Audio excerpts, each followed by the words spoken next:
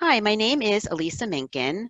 I'm a general pediatrician and I'm the chair of the JOMA Preventative Health Committee. And I'm here tonight with Dr. Bat-Sheva Lerner Maslow. She's Hi. double she's double board certified in obstetrics and gynecology and reproductive endocrinology. She's a reproductive endocrinologist and the director of research at Extend Fertility, where she specializes in counseling women about their fertility and options for fertility preservation. She also provides the full spectrum of infertility care at Extend Fertility and Premium Health Center. Dr. Maslow graduated magna cum laude from Barnard College and with a BA in history before attending the Albert Einstein College of Medicine, where she received her medical degree. She completed her residency training in OBGYN, obstetrics and gynecology at the University of Pennsylvania, and did subspecialty training in reproductive endocrinology and infertility at the University of Connecticut, where she also completed a master's degree in clinical and translational research. Wow, that is really impressive, and I'm so grateful that you're here with me tonight.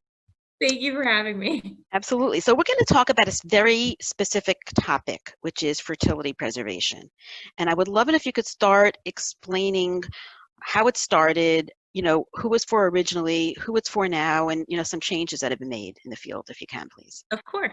So, the concept of fertility preservation has been around for a while, probably several decades. And the Mm-hmm. idea was that we understand there are direct causes that affect people's fertility, both men and women. Mm-hmm. And then there are some indirect, just natural causes that affect fertility, like age and other factors.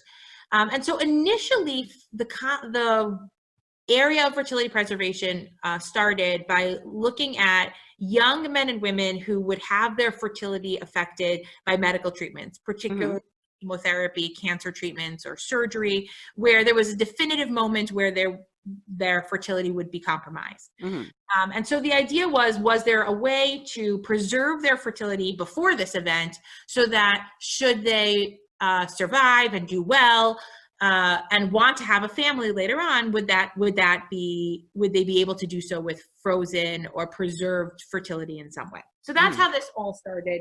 And I think the initial push to develop methods of fertility preservation really started with male infertility, because preserving sperm is a lot easier than preserving eggs. And it started really like in the late 1970s and early 1980s. Mm-hmm. With young, men and boys who were undergoing either some kind of surgery or were about to have chemotherapy. And it was relatively easy to preserve sperm in advance so that should they want to have children later on, they could. Mm-hmm. I say there were two really parallel advancements that happened that have shifted the way fertility preservation for cancer patients started to become more pronounced. One is the extreme advancement in the treatment of cancers. Mm-hmm. I mean, young women and men now survive cancer at far greater numbers than they ever did before. So, the expected survival rates for pediatric and young adult cancers are now greater than 80%. And most of these young adults, children and young adults, are going to go on to live really normal lives. And there was this understanding as that was changing, how important fertility would be to really having a normal quality of life. So there was this big push from the kind of oncology world to figure out how we can preserve fertility for these young men and women. And along with that, there were new technologies that were developed around freezing eggs, which had been just technically very, very difficult. Mm-hmm. So from a biologic standpoint, eggs are the largest cell in the human body. They have a very low surface to volume ratio. So if you remember back to like basic science, and cells have cytoplasm and then a cell membrane, the egg has a lot of cytoplasm compared to its cell membrane. And when it's frozen, if the cytoplasm freezes and forms ice crystals, it will expand, right? So Mm-hmm. water expands when it freezes and it will rupture the cell membrane. So eggs have been historically very, very challenging to freeze. And there was this new development of a technology called vitrification, where the Mm-hmm. eggs were essentially dehydrated first and then frozen. And so this was started for young women who were going to experience kind of a very severe infertility as a result of chemotherapy or surgery in the 90s, kind of is when this got started. And by the early 2000s, it was clear that this was very successful, that it was able to be done. The eggs were able to be frozen. They were able to be thawed. There were some babies that were born as a result. And so the technology became more improved. People became more comfortable with the technology. And as we got towards the early, let's say 2008, 2009, 2010, what became clear is that this technology could be utilized and benefit women well beyond just those who were about to experience a drastic decline in their fertility. Mm-hmm. Because what happens is that we know that female fertility declines with age. Mm-hmm. And if there theoretically was a way that we could preserve fertility in young women so that should they experience infertility later on in life, that might actually be quite beneficial to lots of women, not just those who are experiencing cancer or surgery. So there was a bigger push to explore whether this technology could be used outside of this very limited scope.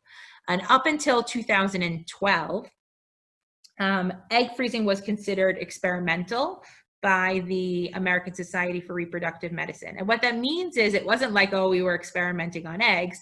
It was very particular. It meant that it only could be done at institutions that had an IRB, that had a special experimental protocol that was approved by their review board. But in 2012, they put out a document saying that egg freezing could now be offered outside of any kind of academic experimental protocol and really could be offered to the general public. So Why did they say that at this point? It took, it's interesting. In Israel, for example, Mm-hmm. they made that statement several years earlier. It was like 2008, 2009. Mm-hmm. And it took a little longer for that to be accepted kind of through the various organizations in the United States. But it was mostly the twofold improvement in the technology. So the technology had improved to the point where it could be much more reliable, and we understood that it would be safe. And on the opposite end, kind of this push of recognizing that that female infertility could, to some degree, be mitigated by understanding that if we could intervene at a younger age, we actually increase the chances of success dramatically. And so there was this push. Well, if why can't we have access to that as women? I may not have, a cancer, but I know that sometime, 5, 6, 7, 10 years down the line, my fertility is going to be compromised. Why can't I also have access to that, to this option? And so those two forces kind of made their way through the system, and they put out a document that said, at this point, we think the egg freezing process really should be available to anyone who's capable of doing it. Any office, any practice that has the technology and the capability, they shouldn't need an experimental protocol. So that was 2012. In 2016, Facebook and Google announced that they would start covering egg freezing for their employees. And that's really when the whole thing started to take off. Right, it reached social media. It became very, that on the one hand was a very energizing discussion. Right? There's a lot of energy and emotion around, is this a good thing? Is this a bad thing? Is it good for women? Is it bad for women? But it really got people talking and really got people thinking, and it started to become a topic that was much more important and widely available. And as it becomes something that people are interested in, then it becomes offered in more ways. And so actually the practice that I work for at Extend Fertility is the first practice that was established to really primarily address the needs of those who wanted to proactively preserve their fertility. And it was kind of revolutionary when it first opened in late 2016, because it was kind of changing the conversation around this. Until that point, if you were single and wanted to talk to somebody about freezing your eggs or just learning about your fertility, it required going to an infertility clinic and sitting in a waiting room amongst others who were experiencing, couples experiencing infertility, those who have a medical diagnosis, and it's also such a tiny percentage of what most places see, that it was hard for those women to really get the attention and the kind of counseling that they needed and wanted. And so we spent a really good deal of time developing, a program that does that. Thankfully, I think we've, the rising tides raise all ships, and now it's something that lots of physicians, certainly the general public, it makes its way to the lay media more, and it's a conversation that's happening much, much more. It's not only about egg freezing. I think the importance of the conversation that I'm sure we'll touch upon tonight as well, is really educating women about what is it that happens to fertility. Right. Why is it that fertility declines with age? Are there things I can do? Are there things I can't do? It's so much better to be informed and be able to make informed decisions about what might happen in the future than to kind of live your life with your head in the sand and really not know what might be happening. And the sad thing is that the world, society has sort of raised a generation of women, and I kind of include myself in this generation. We were raised to believe that we can do anything, right? We can have careers, we can have families, all of that is available to us. But there was very little education around the reproductive system and pregnancy and fertility and what's the reality of fertility, right? Most of the education around fertility in this country is around contraception, right? Avoiding pregnancy. And so this trend of having women come to fertility clinics in their late 30s and early 40s and be completely shocked, right, and sidelined by the fact that it isn't necessarily so simple to get pregnant in your late 30s and early 40s. It's was news to so many women. And to me, that's heartbreaking. Those are the most heartbreaking conversations when someone's like, why didn't anyone tell me this earlier? And these are usually, highly educated, women who have access to all sorts of things. But until very recently, this was, understanding that fertility declines with age was not something that was readily discussed. Right. So can you just clearly explain that fertility and age relationship? So there's two aspects of fertility that are affected by age. We're talking about female fertility. One is the number of eggs that we have, or the egg supply. Women are born with all the eggs we'll ever have. So this is also news to some women. So women are born with all the eggs we'll ever have, millions of them. And over time, we lose them. So eventually we run out of eggs. And when we run out of eggs, we go into menopause. And kind of where we are on our slope or spectrum towards menopause is one aspect of our fertility, but actually often not the most important aspect. Because when somebody's trying to conceive, there's just one egg that gets selected at random to be available each month for pregnancy. And ultimately, it's what we call the quality of that egg that's going to determine whether that's a month in which a conception is going to occur or not. And when we talk about egg quality, what we really mean is the DNA or the chromosomes within the egg itself. And over time, what happens is that the DNA or the chromosomes in the eggs develop errors so that they have either too many or too few chromosomes. So a healthy human should have 46 chromosomes in all their cells. And when a female goes to make eggs, or a male's body's making sperm, the chromosomes have to split. And so an egg should have 23 chromosomes and a sperm should have 23 chromosomes. So that together it makes 46 chromosomes. But over time, that mechanism starts to develop errors and the eggs start to have either too many or too few chromosomes. And generally, these abnormal eggs usually just don't work. And so what you start to see naturally is that more and more of the months, the egg that got selected is one that doesn't have a normal number of chromosomes, so it's a month in which someone won't conceive.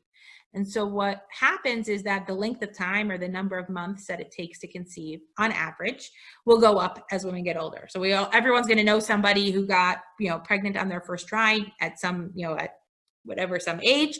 But if you look at large groups of women or large couples who are attempting conception, on average, it's going to take longer as women get older.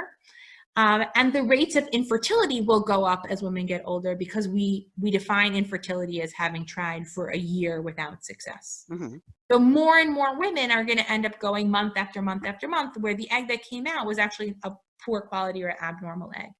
And so the age-related infertility is often a result of decline in egg quality more than a decline in egg quantity, but the two are generally, they are somewhat related.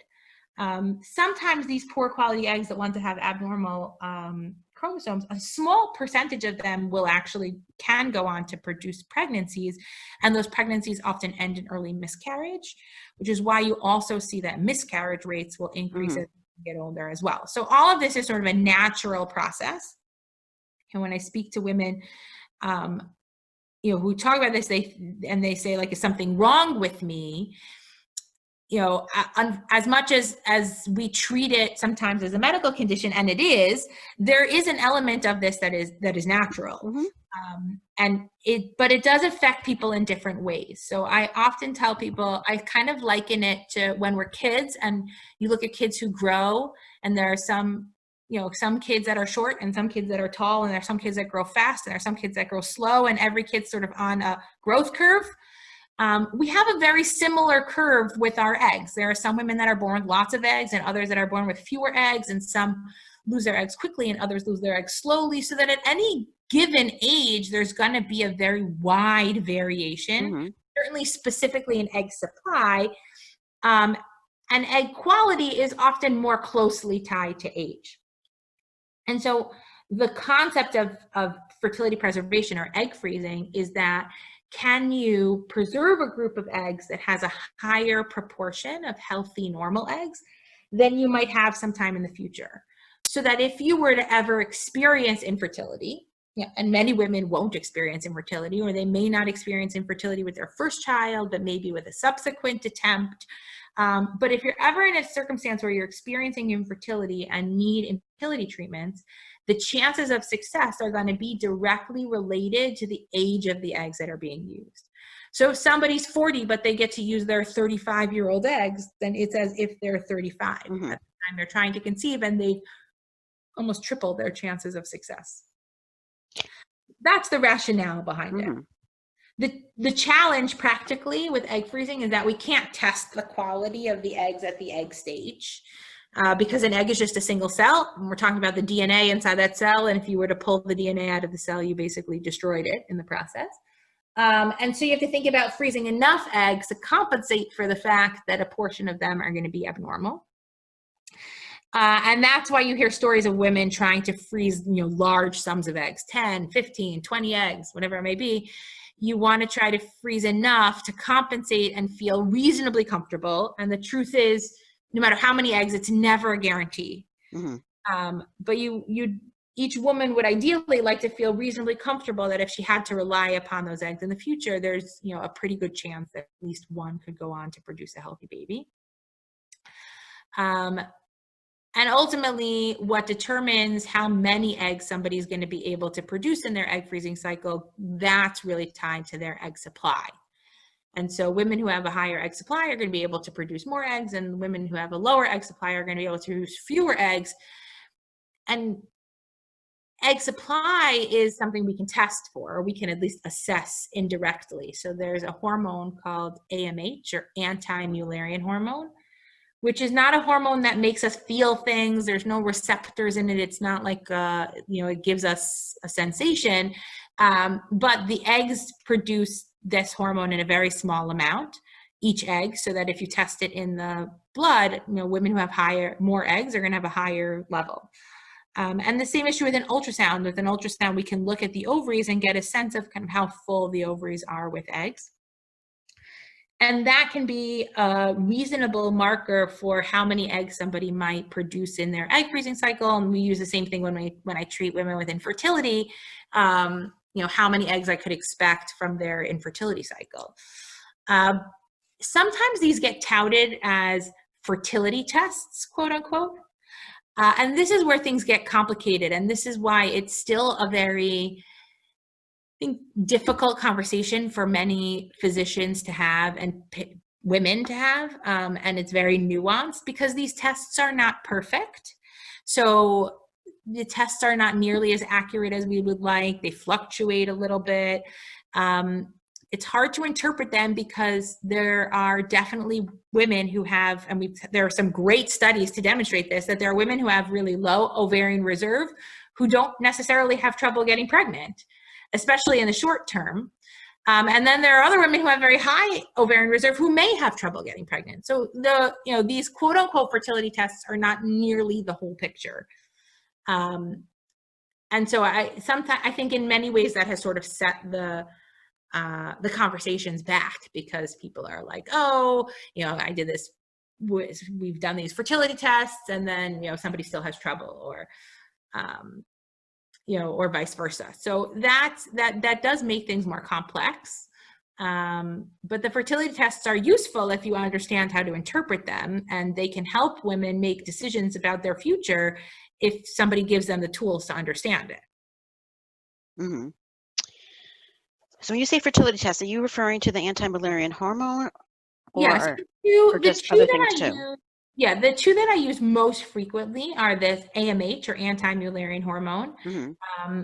And an ultrasound of the ovaries. I think the two together are very helpful because each one alone is not always as accurate. So if the two sort of correlate, that helps kind of pinpoint where we're headed. Are we looking at somebody who has, a very high egg supply for their age, or somebody who has a very low egg supply for their age, or kind of a very average egg supply for their age?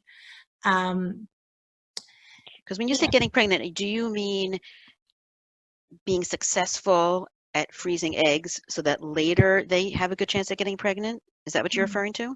No, I mean, I think sometimes these tests get misused as that it's a low AMH may alarm somebody that they're going to have trouble conceiving naturally. You're talking about fertility tests in general. You're not talking about somebody who's going to preserve. Right, exactly. There really isn't, and this is I think where research and medicine has really a huge void that hopefully in the coming decades will solve. We've spent a lot of time, we, meaning the sort of global we, have spent a lot of time learning about and the diagnosis and treatment of infertility, right? The ability to treat infertility and grow families in ways that we never could do just a few decades ago, right? The first IVF baby in the world was born in 1970. Louisa Brown. So that's not that long ago. And I remember now we're at the point where there's 5 million babies that have been born from IVF. I mean, it's almost unfathomable, the kind of medical advancement that's happened in such a short period of time. But we still have so much more to learn. So much more to learn. And so what happens to women on the way to infertility? We have no idea. And the concept, one of the things I often tell my patients is that every woman will become infertile at some point. There will be a point in which every woman won't be able to conceive. Now, many women aren't trying to conceive when they cross that threshold, but some are, and we don't know when that threshold is, right? So unfortunately for some, that threshold might be 37, and for others, that threshold might be 47. But we have no way of predicting that. We have no good models for predicting fertility or infertility in men or women. We have risk factors. We know there are some things that are risk factors, but it's not like, for coronary artery disease or heart disease, we can, plug in somebody's weight, we can plug in their cholesterol, we can plug in a bunch of things and get a risk and say, okay, their risk of having a heart attack in the next few years is X. We don't have ways of saying your risk of having infertility over the next 5 years is this number, or that your chances of having a successful pregnancy in the next 5 years is this, right? Wouldn't it be great if we could have that? Right, a crystal ball. See, Right. so that you're getting to the $64 million question, which is what age would you recommend this at? We're talking for single women. Yeah. And I've So heard age is 30, 31, which is so young. yeah, so I'll tell you this, when you look at, and again, part of this is understanding that the biggest factor when we think about fertility preservation is not so much egg supply Hmm. as much as the egg quality. And when you look at curves related to egg quality, meaning the likelihood of creating abnormal embryos, the degree to which there's a change over, let's say, the late 20s into the early 30s is a very slow decline. Hmm. Right? So there's not a huge difference. Like if I do IVF or I freeze eggs for somebody who's 29 and somebody who's 32, there's really not a huge difference between those two ages. Hmm. But as you sort of progress through the 30s, the slope of the decline becomes much more significant. So the difference between 34 and 35 is not as significant as the difference between 35 and 36. Hmm. Right? And 36 and 37, right? And it becomes much more significant. By the time somebody reaches the late 30s, early 40s, Hmm. talking about only 10 to 20% of the eggs that remain are chromosomally healthy. Hmm. Now, those chromosomally normal embryos have the same eggs have the same 23 chromosomes that they did at 40 as they did at 30. And that's why women can and do have healthy babies naturally all the time in their late 30s and early 40s. But they may run up against some challenges, right? It may take longer. They may need assistance getting pregnant. There may be miscarriages. And so the benefit of egg freezing increases by the wider the gap, Hmm. right? So if you are 38 and you then end up using your eggs at 40, you've definitely given yourself a boost, but the boost is going to be greater the wider that gap is. Hmm. Hmm. So the question, when you have these conversations of what's the perfect age to freeze eggs, the benefit, the weighing that you're doing is, well, what's the risk of me developing infertility versus my risk of doing this egg freezing process and I never needed it in the first Hmm. place.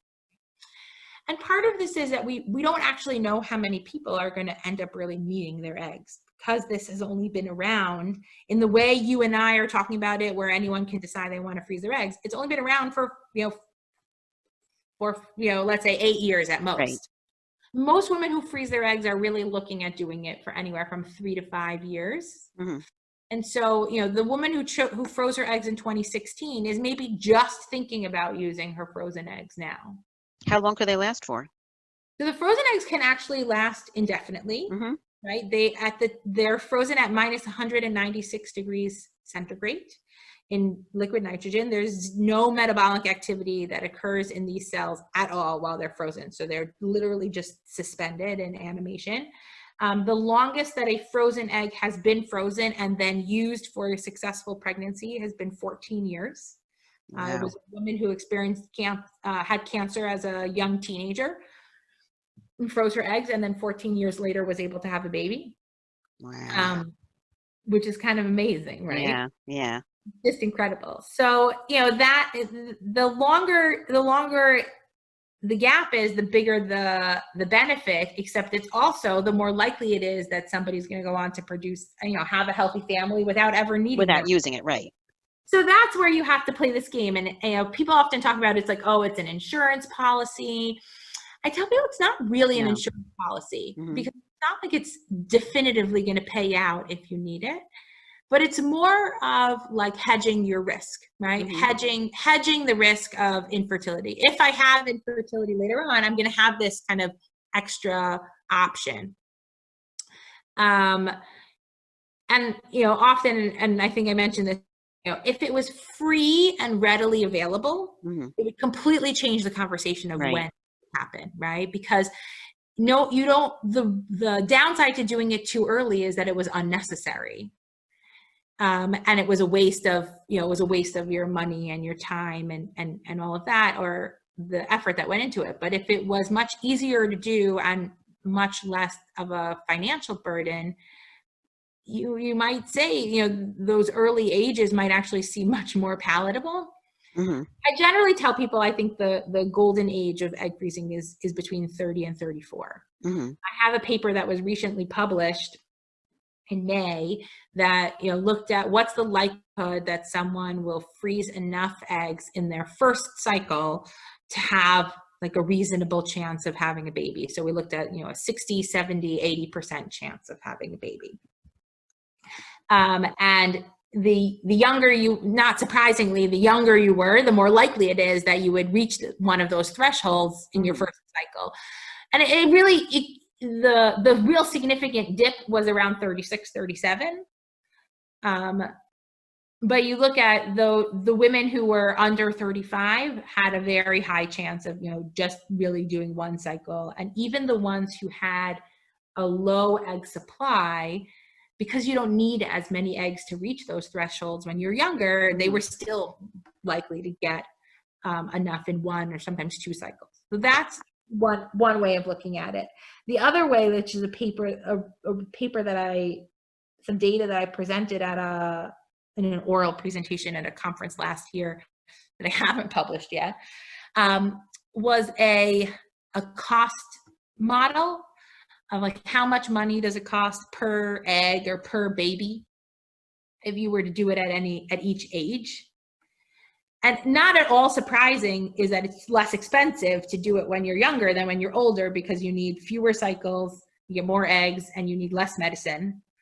So certainly per egg and per embryo, you're going to get more bang for your buck. But I looked at it as relative cost. So like when you look at how many times over the expenses from, let's say, 34 to 37, it's almost double. Mm-hmm. So those are the things that we, you know, are part of the conversation. The problem is we just don't have enough data yet to really be able to definitively say, okay, this is the best age to do it.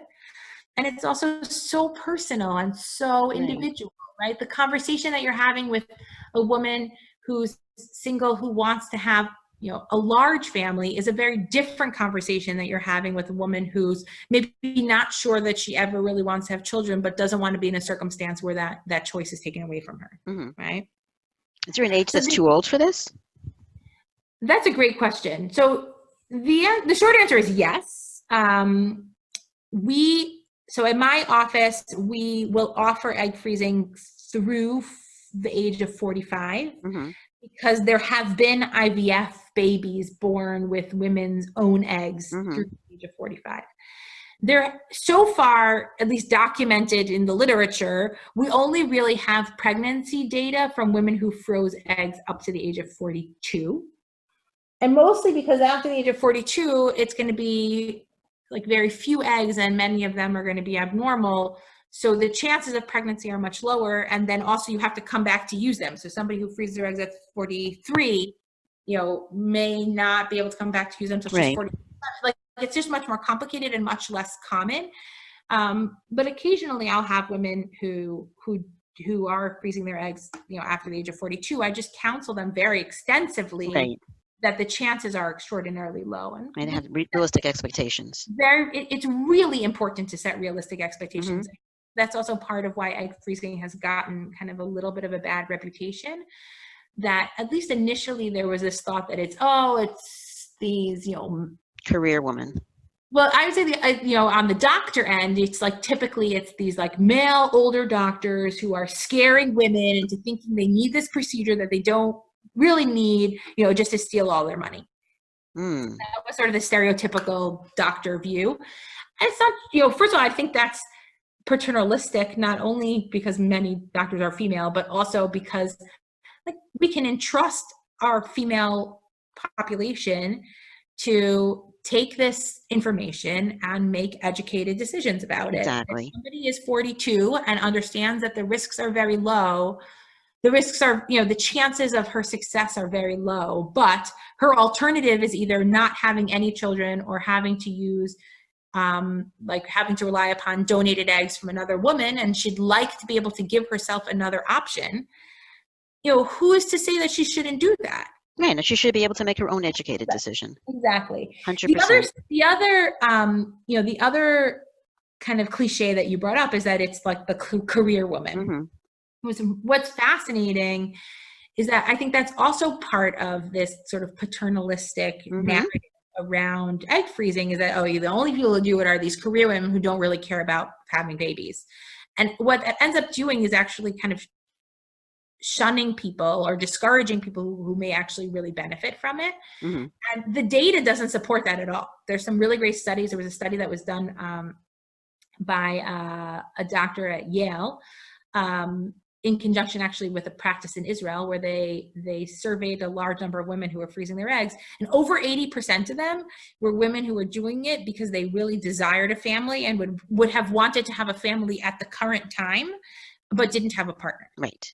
And my data in our office, I mean, now we've seen thousands of women come through our office. That's primarily the motivating factor, is that you don't have a partner. And, I think as society has progressed to a point where not only are we encouraging women to become educated and seek out careers, we're also changing the narrative around marriage and partnership and in years past, there are women who would have, there would have been marriages that they didn't feel was an ideal marriage, but went for it because they wanted to have children, and their timing was running out. There's a really good paper that was done by a colleague of mine in England. She's a sociologist, a reproductive sociologist, and when her paper came out, somebody tweeted, or maybe she tweeted, the headline was, women freeze their eggs so they don't have to settle for the wrong man. Ooh. And, I think that's a little bit of an exaggeration in many ways, but it does kind of hit the point home of the baggage that people, the baggage, the emotion, the vulnerability of women who are thinking about this, what's on their minds. This is really, it's so rarely the woman who's like, my plan has always been to freeze my eggs. Like that's, I grew up wanting to freeze my eggs. I always knew that was the case. And not just that, but you said it before, it's not an insurance policy. Right. It's not. And I come into this recognition of every woman who walks into my office, like, nobody wants to be there. This is plan B or C or D for everyone, right? This is not, they're coming really at it from not always from a place of empowerment, but generally from a place of vulnerability. So can you tell me who your patients, not personally, but tell me some of these stories. I can see some scenarios of who would come do this outside of people with illness. Right. So the kind of typical is, the early 30s person who just got out of a long-term relationship, right? They were dating someone who they thought they were going to marry, or they were engaged and broke it off. And all of a sudden they are, pick an age, 34, 35, 36, 37. And now they realize they're starting from scratch, right? They have to find, they're going to, they're looking down the pike of going back into the dating pool, finding a partner, starting a relationship, getting to the point that they, are ready to have a family with that person. And that takes time. Right. And not wanting, on the one hand, not wanting to rush that. And on the other hand, knowing that if they don't, if they take too long, that option might not be available to them. So that's a very common story. Like I joke that I'm like Dr. Rebound, and patients often come to me right after they've ended a long-term relationship. There's a lot of crying that happens in my office. I have tissues. I do a lot of, I listen to these stories, and part of my goal and passion about this is, like I said, it often people walk in my door from a place of vulnerability, but I want them to walk out feeling empowered. That exactly. That they're not letting their circumstances dictate their choices. They're making positive, proactive choices, even if that choice means they're not going to move forward with freezing their eggs. They took the time to talk about it, to explore it, to learn about fertility, and then made a decision that, like, this is not the right time, or this is not the right thing, or it doesn't work for my life or my finances, or whatever it may be. So that's so much different than somebody who just, doesn't get the opportunity to learn that information. Do you have any other scenarios other than, women in their late 30s? who are That's not. very classic. I Mm-hmm. have, I certainly see a lot of Orthodox women Mm-hmm. who are, a lot of women, a lot of Orthodox women who are, let's say, quote unquote, like older singles, which Mm-hmm. in the Orthodox world, older singles could be like 28. Right. I think the dating scene, even in the modern Orthodox world, is a challenging one. Right. Single women definitely feel a sense of disenfranchisement from the Jewish community, and it's a challenging life for sure. So I see, especially those women, some of them are very motivated to think about egg freezing because, in communities like ours, in the Orthodox Jewish community, people want to have big families. They don't always want to have just one or two children. They want to have 3, 4, 5, whatever it may be. If you want to have 5 kids and you're not able to start until 34 or 35, Right. it's going to be, you may run into trouble. Mm-hmm.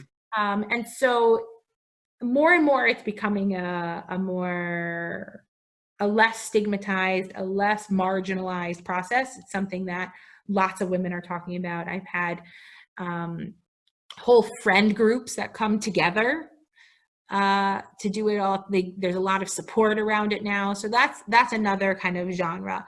And then I have kind of the non-traditional patients who are coming to me really from a variety of circumstances in which they're looking down the pike of not being able to conceive for a period of time, for a long period of time.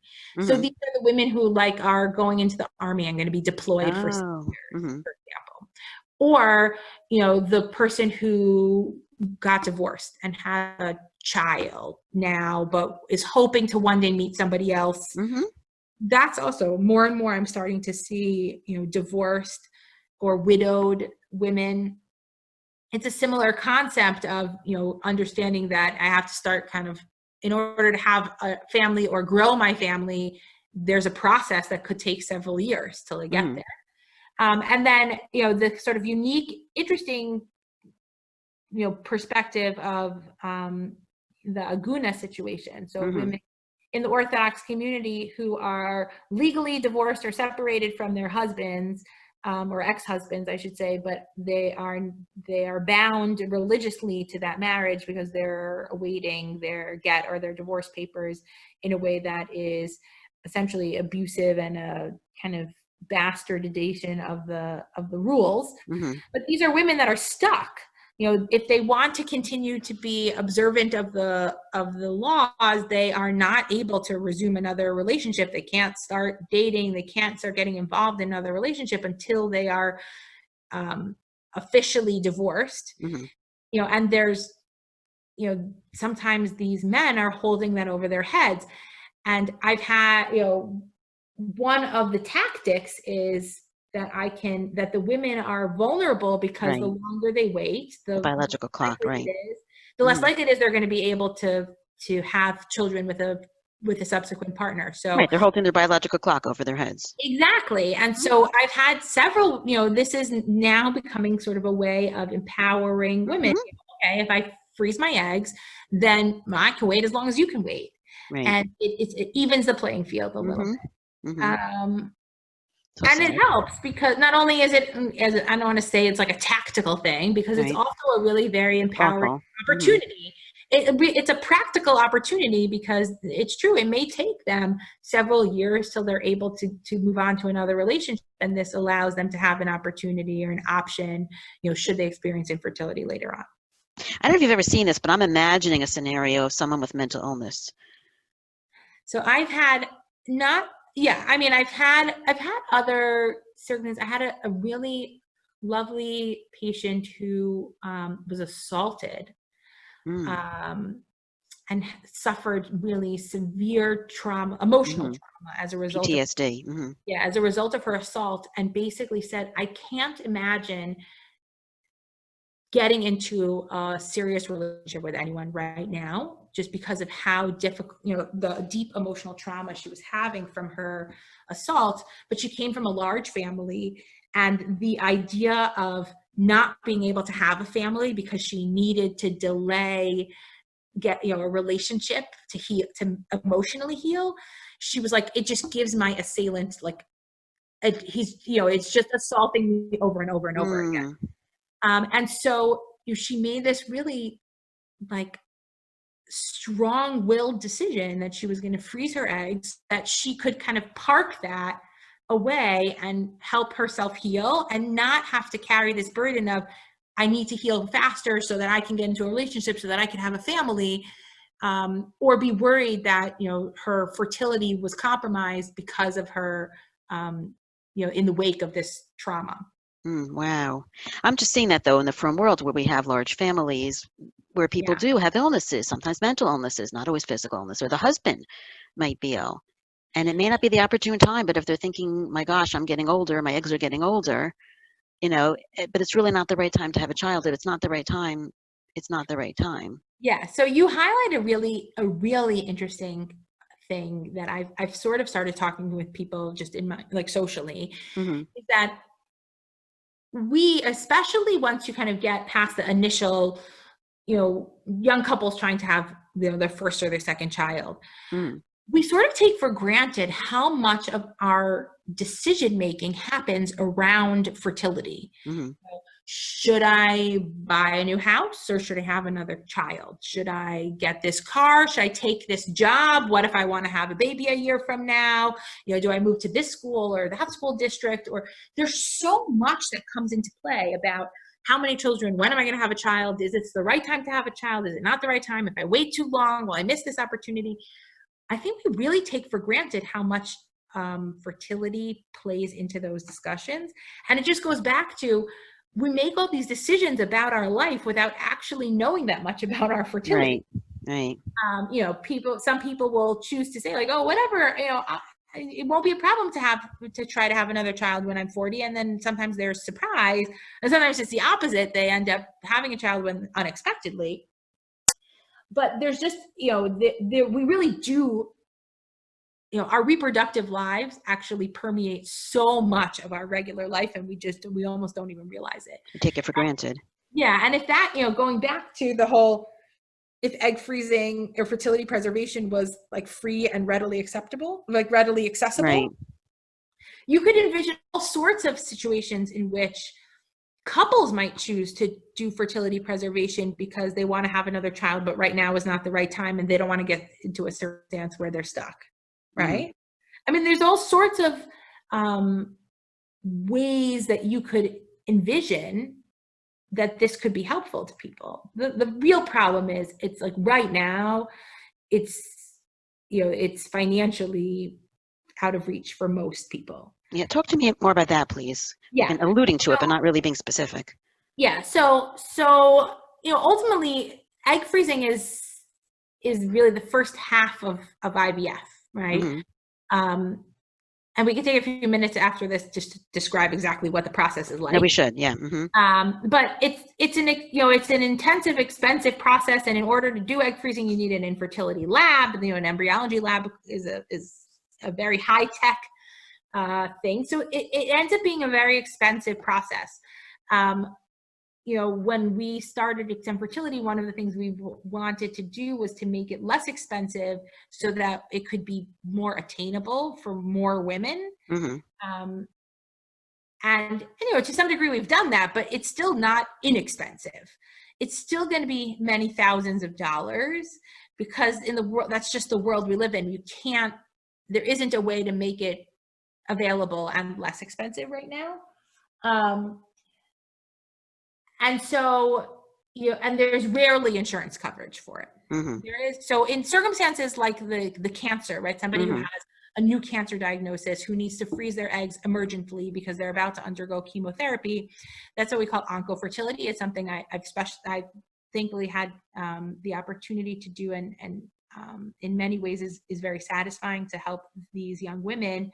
That is more likely to be covered by insurance. Right now, in January of 2020, New York State passed a law that mandates certain fertility coverages, and one of them is fertility preservation in the event of a medical complication. The problem is you have to have just the right insurance, and so some people don't have insurance. But there's in those circumstances there are like charitable organizations that are available that can help women who are in those emergent circumstances.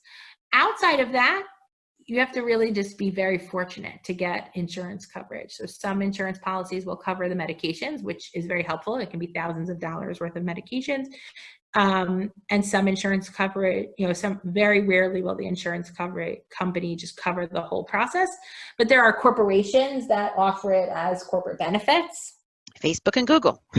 Yeah, but now it's much more than just Facebook and Mm-hmm. Google. There are companies that are like, they're almost like pseudo insurance, called Progeny or Win Fertility, where, if you work for a large bank, an investment bank, or a large law firm, they'll offer, we have this package through this company, and one of the benefits that they have is egg freezing. So it is becoming more available, but it's still, I think, cost prohibitive for many people. And that's why it hasn't trickled down into the conversations of like, oh, we're a couple in our mid-30s with, 2 or 3 kids, and we think we might want to have another one, but like right now may not be the right time.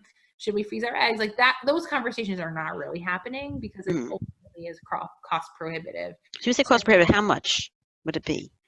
So a typical egg freezing process is going to cost, depending on where you go and how old you are and how much medication you need, and it's going to be at the low end, probably like $8,000. Oh, wow.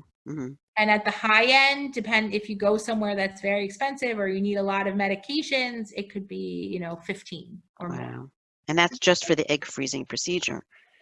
Yeah, I mean, I kind of lumped it together. There's really typically 3 costs involved. So there's the medical costs that come through the practice that's giving you the medical, so that's like the monitoring, the doctor, the doctor who's treating you, the procedure itself, anesthesia, all the like medical care that you get is usually one cost. Then there's the cost of medications, which actually goes to a pharmacy usually, so that you pay that sort of separately. And those medications, I mean, these are expensive medications, so they can be anywhere from like $3,000 to $5,000 worth of medications. And then there's the storage costs, which can also be anywhere from a few hundred to maybe $2,000 a year, depending on year. Yeah. It can be, like I said, it can be like $400 a year to like $2,000 a year, mostly depending on kind of who you speak to and where you are, and are you in, New York City, or are you somewhere, is the lab or the storage place somewhere outside of New York City where it might be less expensive? And, the same thing, the medical practice, you may have one medical practice where it's, the cost of egg freezing is, $6,000, and you have another medical practice where the cost of egg freezing is $12,000. And largely that's just different places, and not so much of the process is going to be different. Is it different in Israel? So in Israel, it's interesting. So in Israel, the whole fertility community in Israel is very different because the government subsidizes infertility treatments. And so in some ways, the push to freeze eggs is a little less burdensome, because you can, some women can say, okay, fine, I'm single, or I can't have, I'm not in a position where I can have a child right now, but if I end up needing infertility treatments, it's going to get covered, as many times as I need to do it, so it doesn't feel as urgent. Right, you're not balancing the cost of the early egg freezing against the later fertility treatments. Exactly. Here you're sort of like, if I could do 1 egg freezing cycle at 34 versus 4 IVF cycles at 40, you definitely would take the former if you knew that was what you were headed towards. But in Israel, you could do unlimited IVF until you're successful. Now, unfortunately, there's going to be some people who do many, many, many IVF cycles and are not going to be successful. And despite the cost, even if cost is an issue, it is still difficult to do so many IVF cycles, both physically and emotionally. Right, and the goal is the baby, not the cycles. So. And egg freezing is, in some circumstances, I think the coverage is more widely available in Israel. I told you the technology is rather particular, and I think that expertise has not really trickled to Israel as much because the demand isn't as much there. I see.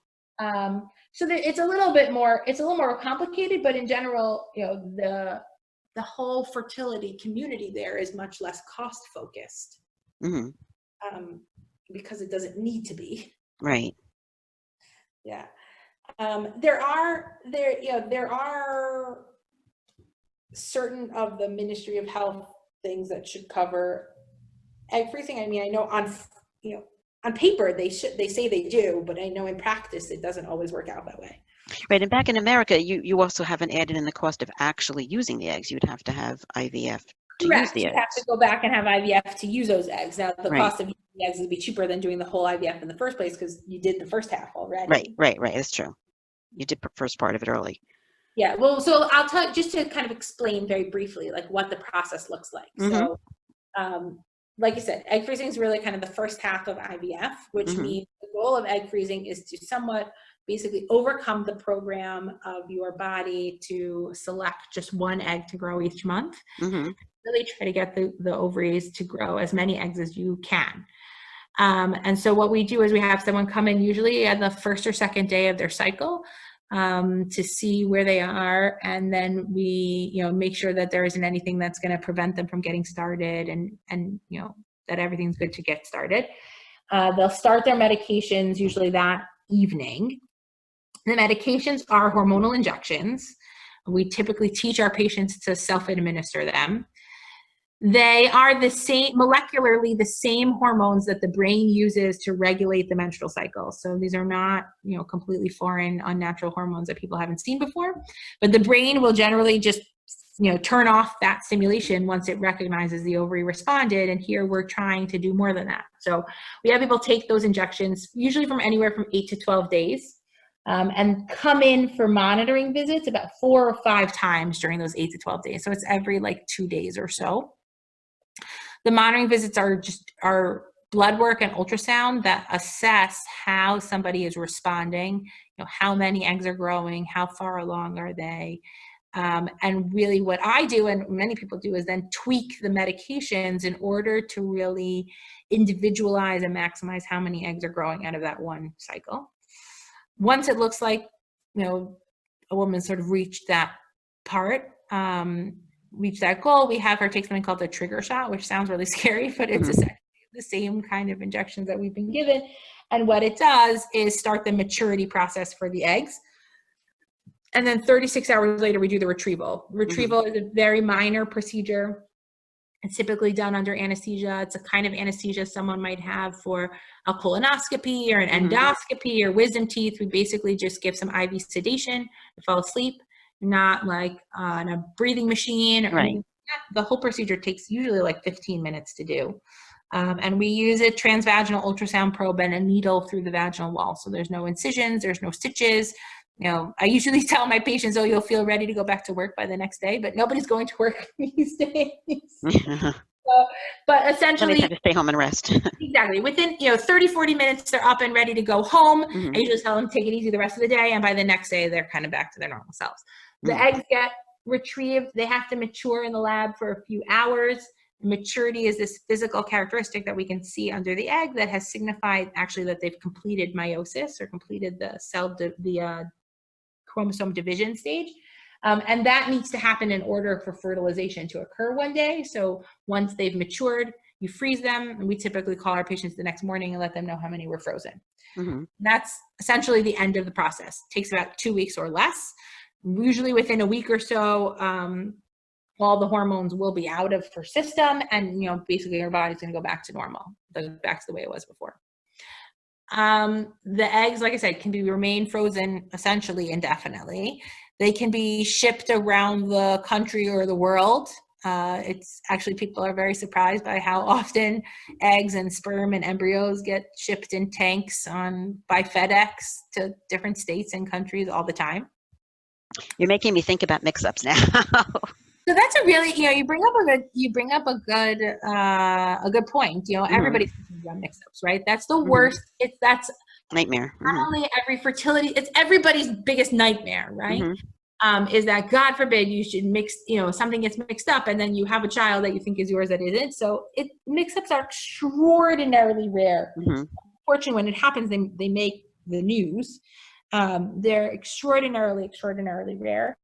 And most reputable clinics, all reputable clinics, I should say, have extraordinarily strict policies and protocols in place to ensure that mix-ups don't happen. So for example, like kind of standard procedure is that only one person's eggs are going to be out at any one time, right? So if you're an embryologist and you're working with somebody's eggs, there isn't somebody else's eggs just sort of sitting next to you, right? They all are locked up in incubators.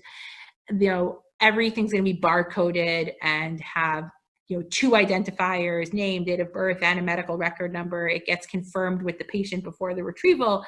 Then anytime anything is happening, so an egg is moving from one dish to the other, from a dish to an incubator, from a dish from the incubator to the storage tank, 2 individuals have to sign off that they confirm that it's the right dish that you are expecting to move, and that signs off with the paperwork that goes with it.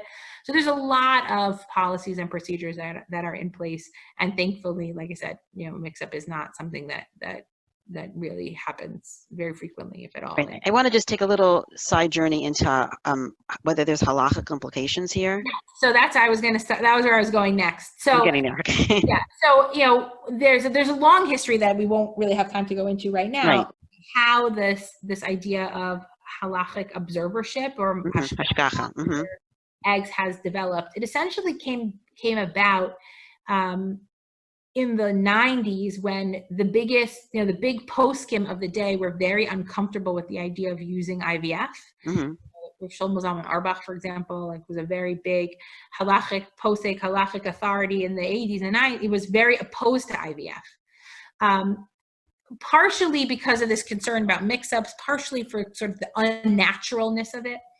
And one of the ways in which Orthodoxy was able to engage in this process, which again became an opportunity to build and grow families that never could have happened in the past. And we're a very pro-natalist religion, right? Like the first mitzvah is pru, like we put a lot of emphasis on having families, so we're willing, meaning like global orthodoxy, halacha, is willing to engage in this, what should be super controversial procedure. And the willingness to do that or the motivation and desire was really strong because of the way that it could expand families. And so, adding this extra layer of security and reassurance that there weren't mix-ups related to, being able to ensure lineage, right? In Judaism, that a baby that's born to a Jewish mother is considered Jewish.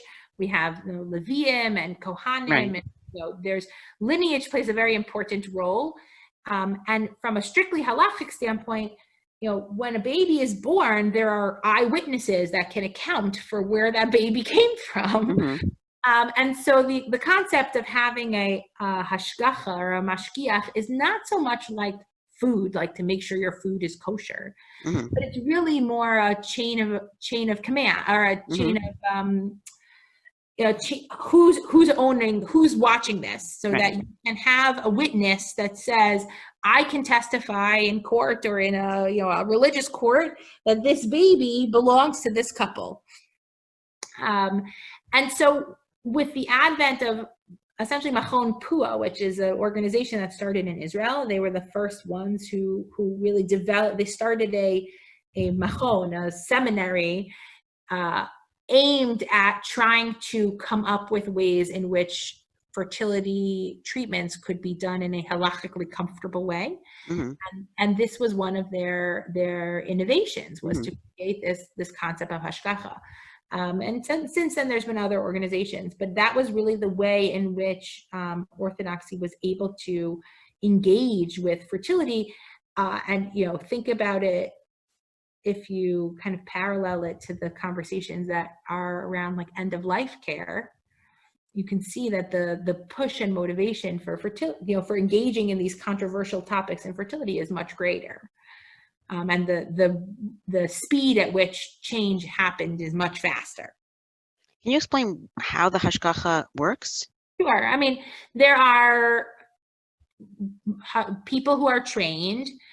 It doesn't have to be super fan. I mean, these are individuals who are part of these organizations, who come into the laboratory and who essentially just watch. They observe, they witness the fact that the labels are appropriate, that the person who's having the retrieval, that's the eggs that they see, right? And they have, usually there's a label.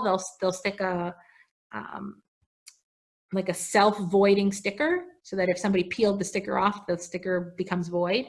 So there's this like sticker and you can sign it, and the sticker will stay for years. So 10 years down the line, if you go to thaw those eggs or embryos, there's a little label that said this, these eggs were certified by this person, or whatever it may be.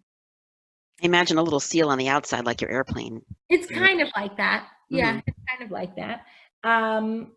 So these organizations, they have special training that, and there's, sensitivity training, understanding what they're looking at. And certainly IVF centers that are in, large Jewish communities that see a lot of Jewish patients, have learned to incorporate these observers into their labs. And welcome them into their labs. And so, like we've spent a lot of time talking about egg freezing. I do a lot of IVF also, and we have observers who are coming in who are observing sperm, they're observing eggs, they're observing embryos. And so women who are doing egg freezing will sometimes choose to have halachic observers come for their egg freezing. And I think it depends. Like it's not universal. Like there's lots of Orthodox women and couples who choose not to have observers. There are lots of Orthodox rabbis who say it is not necessary. There are those that say that it is, right? So there's as with many things in halakha, but it certainly has become more prevalent in the last few years. I think, and correct me if I'm wrong, that if you're getting it covered by an organization like PUA, then you must have hashgacha. So, yeah, I mean, that's, I would say, the biggest, a lot of the support, financial support for IVF, let's say, for fertility treatments in the Jewish community are coming primarily from more yeshivish, Hasidish organizations. They're they are the ones that are sort of very chesed oriented and very generous. And organizations like PUA and Bonei Olam, for example, and A-Time is another one. They have tremendous amounts of emotional and financial resources. And those are organizations where the rabbinic authorities of those organizations feel that hashgacha is important. And if they're going to give their money, they get to tell you, they get to say, if you want my money, then you should do it my way. It's very interesting that you're saying this, because you're kind of saying, well, there's different opinions, and it's so unlikely that there's going to be a mix-up, even though we've heard about these super rare cases. But I read a very beautiful article written by a woman who is not observant, who went through fertility treatments, and she was observing the whole process. Where did I read this? I have it on me. Klein's article? Yes, Amy Klein. Yeah. So she was so in admiration, and I think I just want to touch on this for a minute, that there's also a whole emotional component. So I think that you can say scientifically this is super rare, but I think someone who goes through this and is investing so much, she was such an admiration of it, even though she was not Orthodox. Yeah, I mean, the opposite can, and I always try to be sensitive to this as well. The opposite is true as well, in that it can be, even though it's not necessarily a financial burden, right? These couples are not necessarily paying for the additional services. It's very much can be an emotional burden. Additional thing that needs to be orchestrated. Right. Sometimes the observers are not available, and maybe that delays treatment, or that changes treatment, or it's just one more party that needs to be involved in this super intimate, super private, super stressful event. And so, there was a counter article to that that was somewhat critical of the idea that everybody has to, do an observer, have to have an observer, because there are some, pretty well-respected halachic authorities who don't think that it's absolutely necessary universally. And for some people, they need that dispensation, right? The burden is really very strong, and the emotional burden, the physical burden is a lot. So I think there's a lot of emotions here on all different sides. And I agree. I read the Amy Klein article. I thought it was very beautiful, and I agree. It is. There is certainly an emotional reassurance. Although, look, I have lots of non-Jewish patients. They don't get extra levels of observership and reassurance. We give them reassurance based on the regular protocols that we have, and I feel very grateful that they entrust us with that. But I do know, we know that this is like the woman who is freezing her eggs, or a couple who is doing infertility, that is a very vulnerable position. Right? Something that most couples should be able to do without ever having to get another person involved, without having to talk about it in the privacy of their own homes. Is now on display. It's, there's multiple people involved. Right. There's a process. The process is very, labor intensive and time consuming and expensive, and there's a lot of uncertainty. This is not there's a lot of vulnerability here, and it's so much of it is out of your control. Right. Yeah. So I just want to end, because we could talk about this all night. It's getting late. And I want to thank you so much, but I just want to end by saying, besides thanking you so much for giving us so much information, of saying that, we're not here to give anybody medical advice. We're also not here to give anybody halachic advice. It's something that you should speak to both your doctor and your Rav. Yes. Thank you so much. My pleasure. Yes, that's a very good disclaimer. And actually, yes. I often patients will ask me should I do XYZ religious thing? And I say, look, I may know a lot about this subject, and I could tell you a lot about all the different opinions, but you need to ask halachic authority. I'm not your halachic authority. I'm your doctor. So yes, exactly. I will stay in my lane for sure. And yeah, I agree. This is not the right forum to have to give out particular individual medical advice. And I hope as part of this conversation, it's clear, it's so individualized. Right. Person's individual biology, their individual story, their individual goals is so unique that you can't generalize it. The conversation has to be individual. Absolutely. If this is something that you're interested in, then it's something you should speak about with your physician and yes. get the information that you need. Absolutely. Thank you so much. Thank you. We have to do this again. Have a good night. No worries.